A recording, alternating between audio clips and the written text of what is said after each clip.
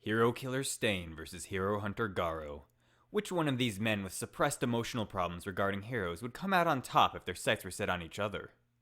I think it's fairly obvious why I decided to pit these two against each other, as they have quite a few things in common. Both of them are from worlds with superheroes. Both appear in Season 2 of their respective anime. And of course, the main reason, both like to spend their free time hunting themselves some self-righteous heroes. If you're worried about spoilers from either series, I'll only be covering the events up to Season 2 of each anime. So as long as you've made it that far in each series, you don't have to worry. Garou is a character that grows in strength throughout the series, so the version I'll be using is him at the time of episode 3 of the second season. This will keep it more fair, as Stain only has one real fight to go off of, and Garou becomes pretty strong at the end of Season 2, to the point I don't think Stain has much of a chance anymore. So if the two of these characters met in a dark alleyway, which one would become the hunter, and which one would become the hunted? Let's start off with looking at their physical strength and attack power. Garou was able to easily defeat 3 A-class heroes unarmed, completely mangling Heavy Tank Loincloth's arm, and chopping off the arm of Blue Fire with his bare hands. When using his martial arts, he was able to overpower the S-class hero Tank Top Master, smashing him through concrete like nothing. While Garou fights unarmed, Stain fights with weapons. This gives him a big advantage in the attack department. His main weapon is a sword, but he also has multiple daggers and throwing knives. With his sword, Stain was able to cut through large chunks of ice as if they were butter, and he was able to throw his knives hard enough to pierce through Ida's armor. Even while severely injured, he was able to take down a flying Nomu with just a knife. When it comes to pure physical strength and hand-to-hand combat, Garou definitely has the significant edge, but with his weapons, I think Stain may actually have the more deadly attacks, plus he has the range advantage. So I'm gonna say this round is a draw, as Garou is overall the stronger character, but Stain has the more potent strikes due to his weapons. Moving on to speed, Garou was able to move fast enough to the point that the heroes he was fighting couldn't even keep up with him. He could dodge a surprise attack from the A-class hero Golden Ball, and once he got used to them, he was able to dodge and deflect all of the projectiles coming at him from all different directions. Keep in mind, slingshots in real life can shoot projectiles at over 100 miles per hour, so Golden Ball's projectiles are likely moving much faster, comparable to actual bullets from a gun, which is backed up by how one was able to go right through Garou's leg and how they were able to ricochet so many times. Garou was also able to dodge Spring Mustachio's insanely fast sword swings.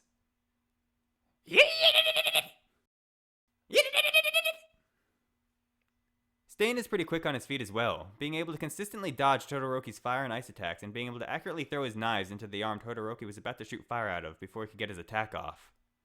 He was able to react to and dodge Midoriya, who had superhuman strength and speed, and was able to land a blow on him while simultaneously dodging Todoroki's attacks.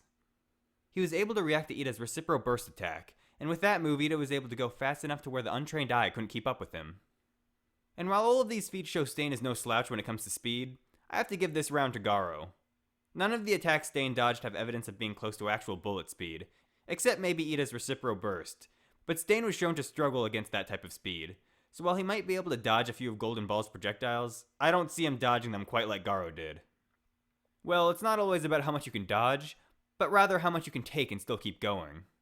Both of these maniacs have shown some crazy tenacity and have taken their fair share of beatings, but which one of them can take the most punishment and keep going? Garou was able to take multiple powerful strikes from Tank Top Master, a man powerful enough to destroy large amounts of concrete with a single punch and throw parts of buildings high into the sky. Garou could even counter while being punched in the face by one of these powerful strikes by the man who knows no sleeves. Stain was able to stay in the fight after being struck repeatedly by the superpowered Midoriya.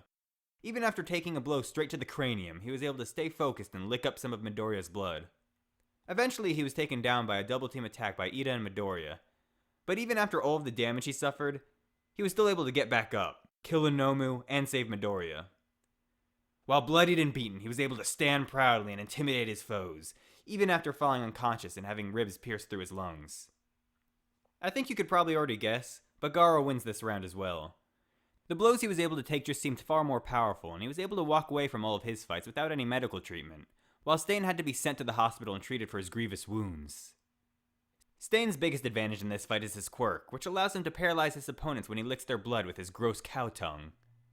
He's been shown to be able to do this in the midst of combat against characters with quirks that increase their strength and speed. The length of how long a person is paralyzed depends on their blood type, with type B being the longest and type O being the shortest. However, even characters with type O-Blood are helpless long enough for Stain to finish them off, as long as there's no outside distractions. Special ability-wise, Garou doesn't really have much. The closest thing he has to a special ability is being able to evolve and become stronger while fighting. Now let's analyze this fight and guess how this will all go down. They're both close-quarter fighters, so they'll probably try to close the distance right from the start. Stain may try to throw some knives, but Garou should have the speed to evade. Once in close, I think Garou would have the advantage due to his superior speed and strength, and with his knowledge of martial arts, he should have a relatively easy time dodging and blocking Stain's sword attacks. Just 1 or 2 direct strikes from Garou could be enough to end the fight, and if Stain manages not to go down, he'll still have been severely damaged and will need to rely on his strong willpower to stay in the fight. However, Stain is crafty, and he might use a distraction, like how he threw his sword up in the air against Todoroki, to try and tag Garou. He can also try to use the walls of the alley they're fighting in, or other surrounding objects to try and maneuver or confuse Garou while throwing knives at him. All Stain needs is a little blood and he can paralyze Garou, and even though he's really durable, cutting and stabbing through Garou's skin shouldn't be a problem, as plenty of heroes who weren't all that powerful were able to do it.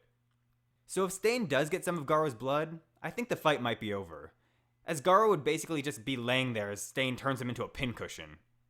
However, if Stain underestimates how resilient Garou is and doesn't properly finish him off, Garou may rise back up, stronger than ever due to being pushed to a near-death state, and now he'll have the knowledge of Stain's quirk. If that were to happen, Stain would be completely screwed.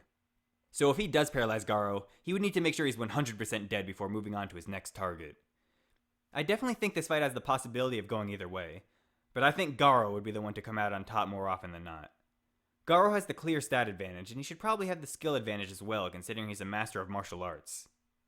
Stain's path to victory is relying almost entirely on his quirk, and with Garou's ruthless fighting style, it's highly likely he'll put Stain down before he has a chance to get any blood in his mouth. Garou can be cocky though, and he's been shown to try fighting without using his signature martial arts, like in his fight against Tank Top Master. And if he doesn't take this fight seriously right from the get-go, I can definitely see Stain taking advantage of the situation, as Stain is serious 100% of the time and always goes for the win with whatever means necessary.